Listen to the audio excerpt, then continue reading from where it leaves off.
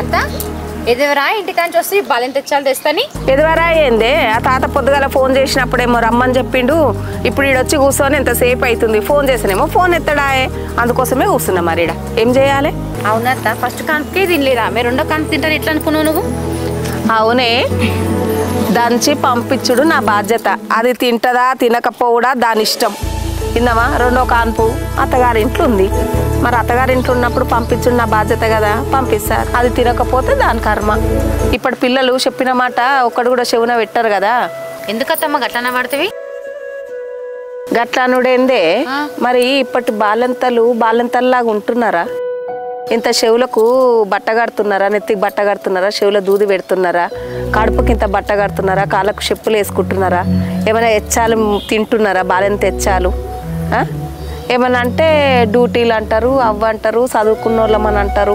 చదువుకున్నంత మాత్రాన పిల్లని గనంగానే బాలంత కాకుండా పోతాదే.